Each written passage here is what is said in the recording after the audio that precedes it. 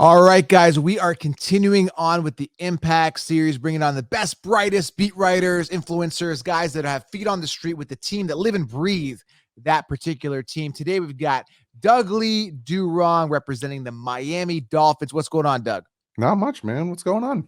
Man, it's been a long time since we've talked. We've obviously networked before here, went on some social media together, did some YouTube together, and I'm excited to get your input in Miami. Man, do I have so many questions about the Miami Dolphins this year. Can you tell people a little bit about yourself, a little bit of how you get your insight, a little bit, just because they want to know that you're credible. Obviously, they might not know you. I know you, but us fantasy football people, like I say, we're pretty shallow. Like, give us the information now. Yeah. We want to know who's going to give us our points. So we want to know where we're getting that information. So can you introduce yourself, your channel, how they find you, and all that fun stuff? So yeah, I cover the Miami Dolphins. Been doing it since 2018. Have a degree in media, so that's where it all started. That's where all the production value comes from. But I do everything on the channel. I break down film. I have access to the coach film. I break down film, preview, post game, all that stuff. Cover training camp, drafts, trades, all that stuff. I actually have a bunch of connections with certain beat writers. I have a show I do with Big O that we do once a week when the season starts. I have that connection with him as well. But yeah, I never take a break. Like, this is the dead time in the NFL, and I got a ton of content to do. So if you want to check me out, youtube.com/DougLeeDurong. You want to check me out anywhere, it's Doug Lee Durong. And go follow them, guys, on YouTube, and lots of great content in regards to the Miami Dolphins. So, Doug, I'm excited to dive in here, man. I got so many questions to ask here in regards to Dolphins, distribution of targets for Tyreek Hill, Waddle, all that fun stuff. But how I've been starting it with everybody is I usually start off with the quarterback and move my way over. So I'm looking at the offense. It looks good on paper, especially at the wide receiver position, and they've got Gesicki there as well. I want to start off with quarterback. The biggest question mark here is Tua. And Yep. I call him Tagovailoa, but it's Tagovailoa. I don't see the word tongue anywhere in there at all. So I sometimes pronounce things how they sound. So it looks like Tagovailoa. But either way, let's call him Tua, just for argument's sake here. A lot of pressure on him. Obviously, didn't have the greatest year last year. We've heard Tyreek come out of the news, say stuff like, Mahomes is great, but, accuracy goes to Tua. So is Tua the real deal? Can he be a franchise guy in what is a year where there isn't a lot of good franchise guys? We're talking Drew Lock, we're talking Zach Wilson, Justin Fields, Mills over there in Houston. A lot of question marks with quarterbacks. Tua is one of those guys. Can you break down Tua expectations, and is he the real deal? Yeah, with Tua, because like I said, I break down film after every single game last season. And his biggest thing that he needs to work on is his inconsistency. And that's what you get a lot of times with these young quarterbacks. A lot of people see, Justin Herbert and Joe Burrow, and they think they don't have inconsistencies.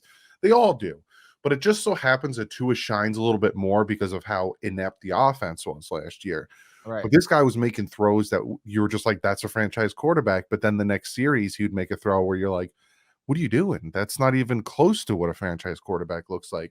So he just needs to chain it together. He needs to get out of his own head, understand what he can do, and let it rip. But here's where people like to say the excuses start to come in. He had the 32nd ranked offensive line. He had the 30th ranked run game.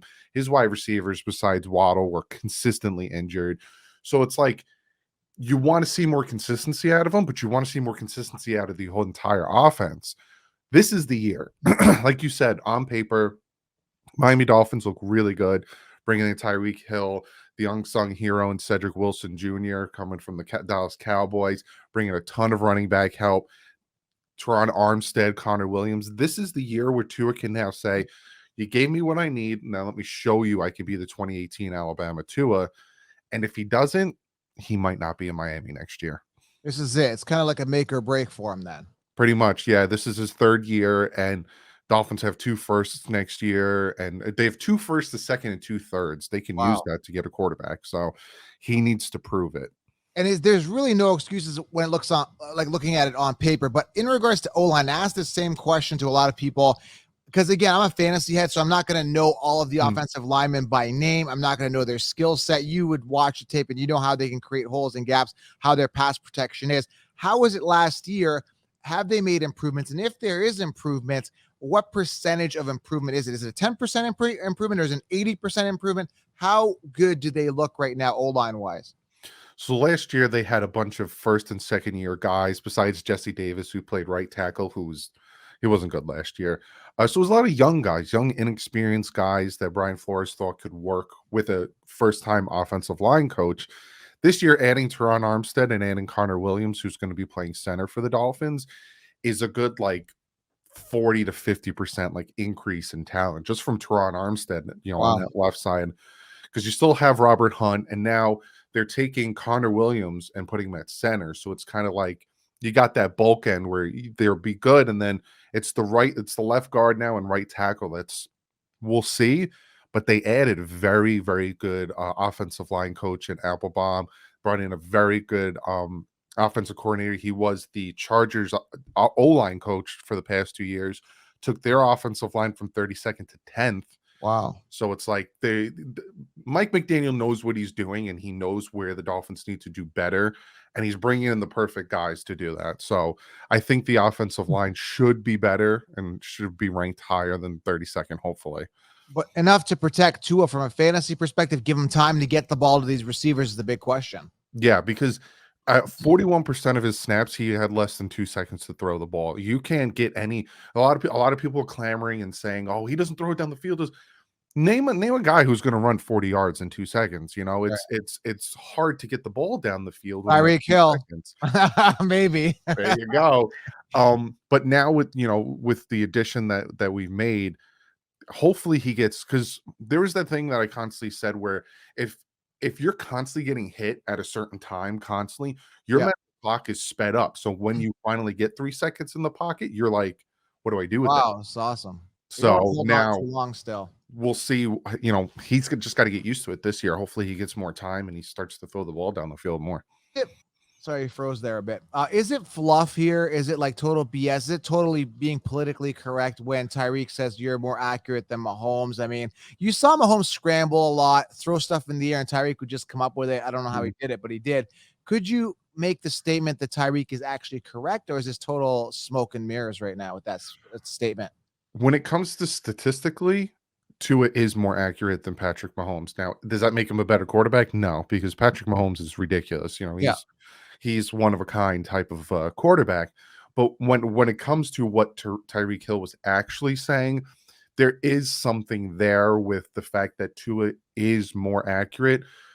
Mahomes is going to get that ball to you. He's going to rocket it to you. And if you don't catch it, you don't catch it. It is what it is. Whereas Tua kind of has, and he even said it in the podcast, he has a touch on it. He's going to put that touch on it and put it where you need to get it, that you can take it and keep going, where Mahomes is just running for his life and he's like, here, just take this ball. I'm just going to wing it to you. So yeah, there is some merit to it. But again, a lot of people are taking that and making it seem like Tyreek Hill saying that the Tua is better than Mahomes when he even said he's not. It's just he has that touch on the ball, the accuracy. That's good insight. See, again, this is the type of stuff, like I hear these news bites and all that stuff, and I'm kind of in tune with every team, but it's hard to be a black belt on every team. And the way I explain everybody else, if you guys been listening to this series, is like Brazilian Jiu-Jitsu. I think it's purple before black or brown. I'm like a brown purple belt type thing, right? It's like I kind of have a good sense of every team, but for me to know every single team, it's almost impossible for any fantasy analyst or anybody to really know that team. You even see people that are beat writers and like they have question marks with their own team. Like, okay, I know this, but do they really know? Like, for example, I had Tori on with the Falcons. I'm not knocking her, but she really thinks that Kyle Pitts is gonna have a better kind of receiving season than Drake London. I think Drake London, but again, nobody really knows. I'm just kind of using that example, right?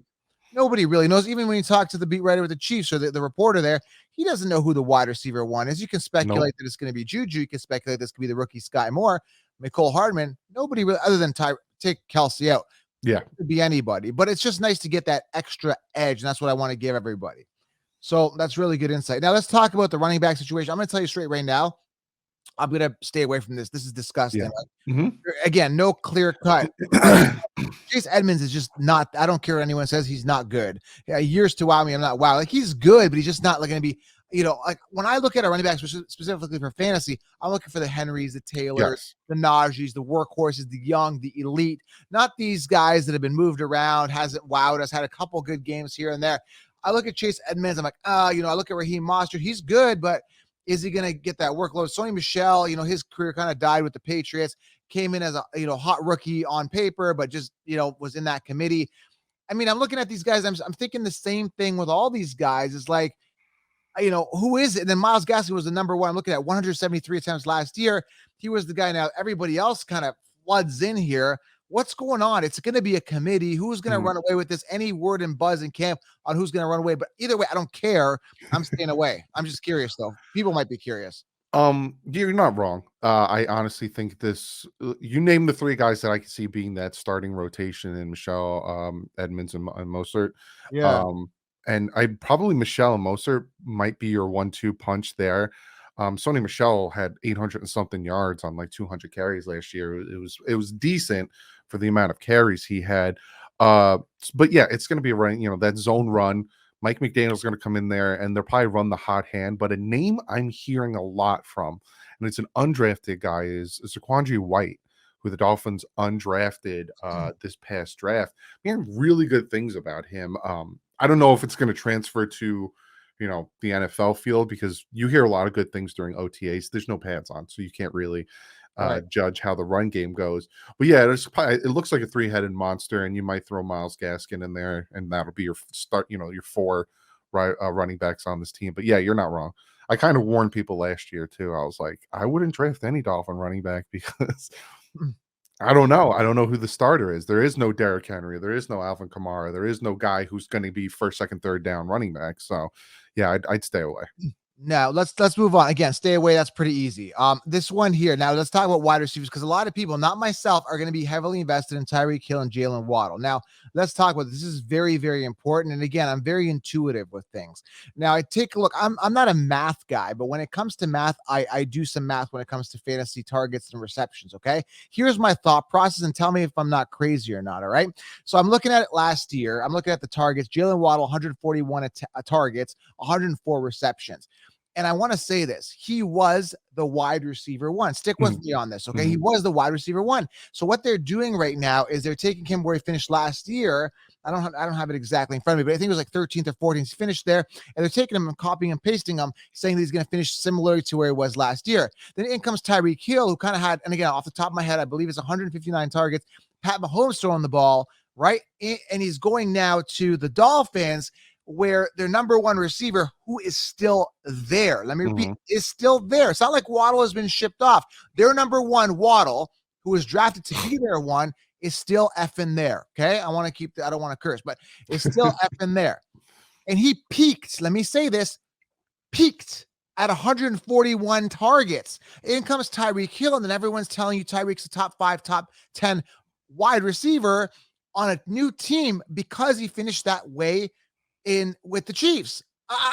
It doesn't work like that. The wide receiver one is there. His name is Jaylen Waddle, and he peaked at 141. Where are you going to pull the 159 targets out of your asshole and hand it to this guy? Because I don't see 159 targets to Tyreek Hill, and I'm venting with you because it's a fight with the community. This happens every single year with receivers. I'll give you a quick example. A couple of years ago, Godwin had this amazing year. Okay, I think it was 2019. In comes next year, and they're like, okay, Godwin's going to finish on top, but then Evans returns and all this stuff, and Brady spreads the ball around. They had both these guys in the top 10. I'm like, impossible. They're not both going to finish in the top 10. Mathematically, it doesn't make sense, you idiots. And sure, if they both finished out of the top 10, Godwin finished like 19th or something, and Evans finished 11th. So the guy they were drafting ahead, they copied and pasted Godwin over, and they said Godwin's going to have the same year. Bull crap. So again, same situation here. Stick with me. Maybe I'm completely wrong or crazy. Where are they going to pull out 159 targets to give Tyreek top 5 potential, and Waddle's still going to finish in top 10? Apparently, there's a bazillion targets going around, and apparently Pat Mahomes is playing for the Dolphins. I had to vent. There you have it. What do you think? I'll let you take over, please.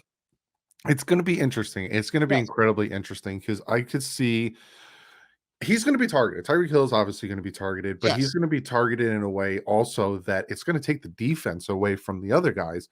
We talk about Waddle because Waddle was the number one receiver for the Dolphins last year. But don't forget about Mike Gesicki. He's going to get targets as well. And then you have the Right. running backs out of the backfield that McDaniel's offense loves to throw to them as well. And it's gonna like you said, where are they both gonna get 140 targets? It's gonna be very hard to do.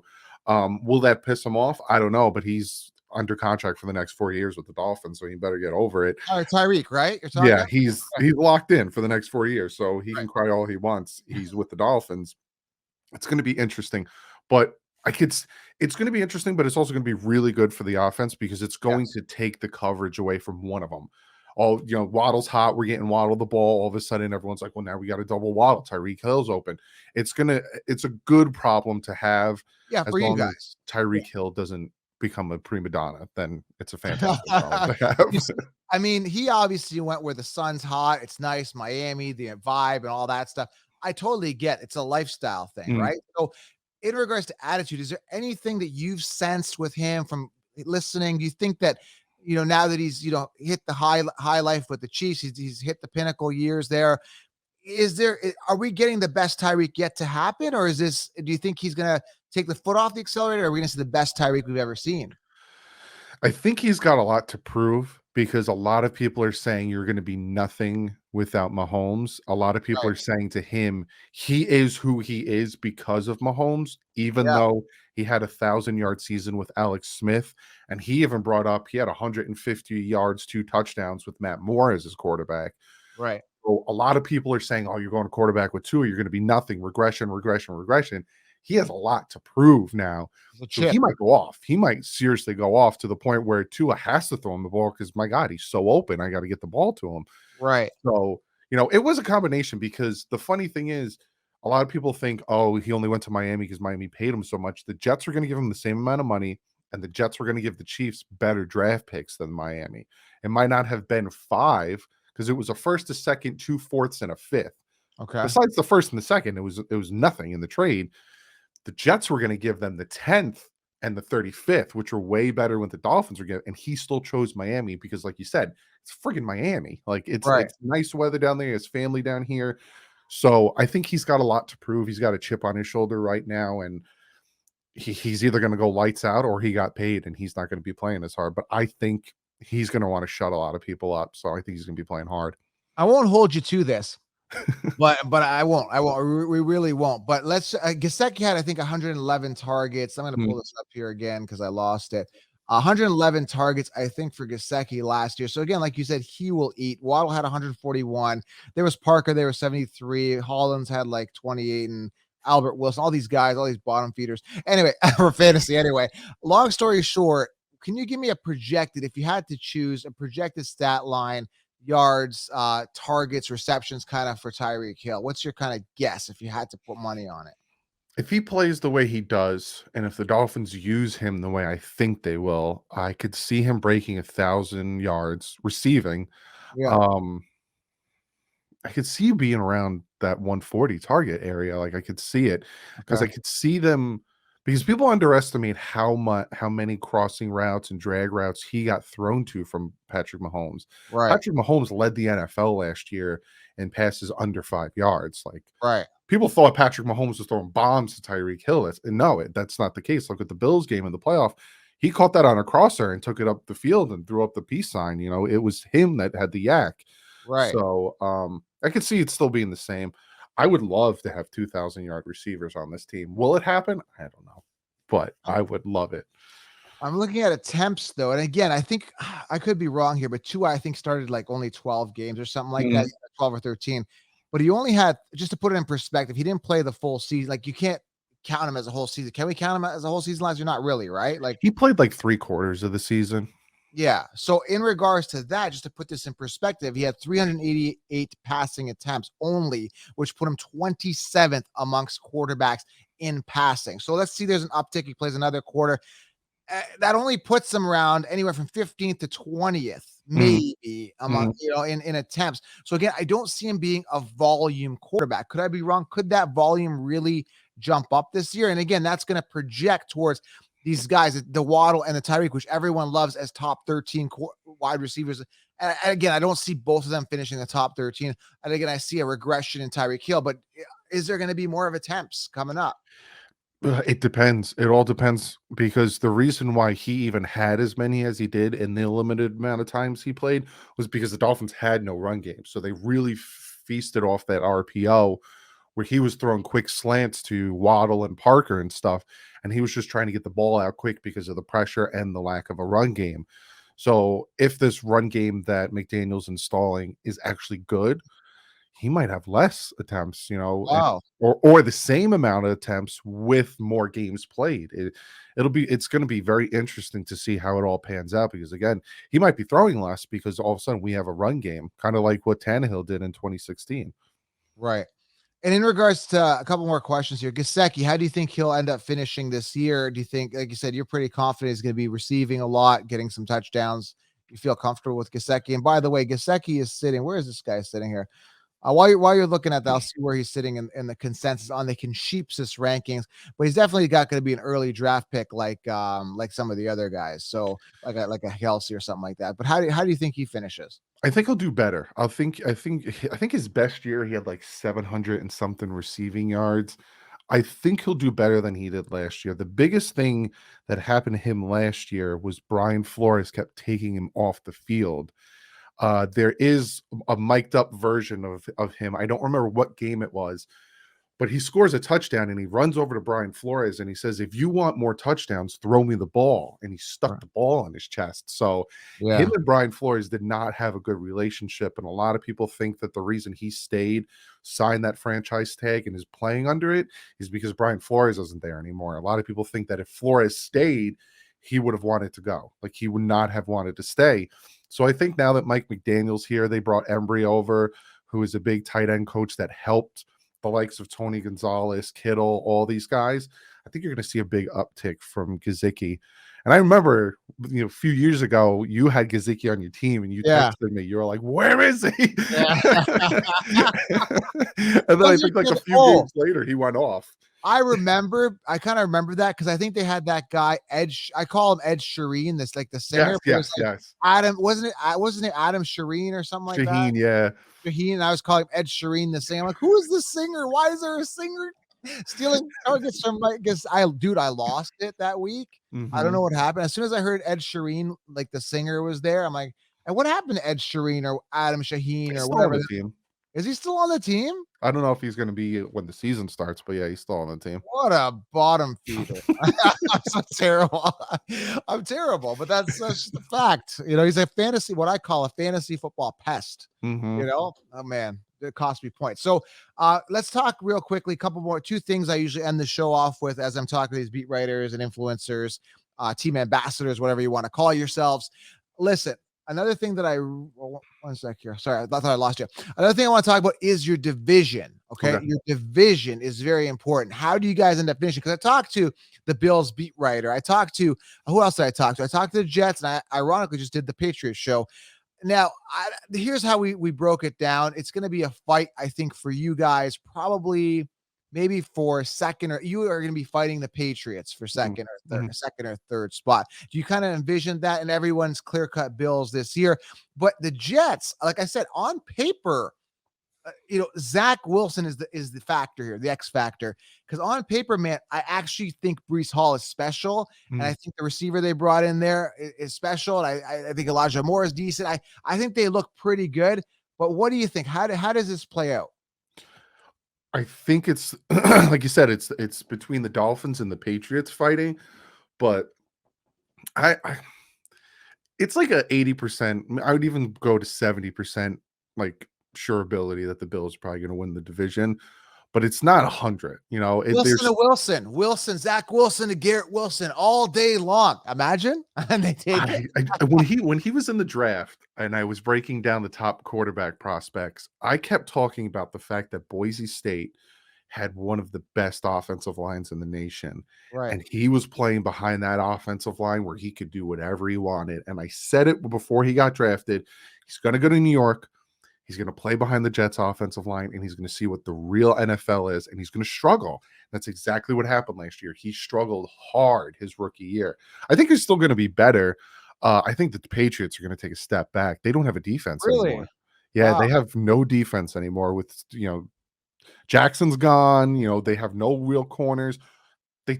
They were so desperate at wide receiver, they traded for Devontae Parker. Like, coming Yeah, from a that's Dolphin fan, that man can't stay healthy, and you're gonna go play in Fox, bro? Like, are you kidding me right that's now crazy, man. with your hammies and all that stuff? So, I wouldn't be surprised if there's a competition between the Jets and the Patriots for 3rd. Like, Wow. it's gonna be interesting, but I think it's gonna be a very good fight in this division, the 3 teams, and I think the Yeah. Jets are gonna do better than a lot of people think. I could see them winning 7 games. I could see them being real competitive. They haven't beaten anyone in this division in 2 years. They're 0-12 the last 2 years against the division. I could see that changing. I could see them winning a few games this year, but just not against the Dolphins. Dolphins are gonna go 2-0 against the Jets. And again, I may sound like a broken record player, recorder, whatever you said, whatever, but every beat writer I'm having the same conversation when it comes to quarterbacks. I'm gonna keep saying this.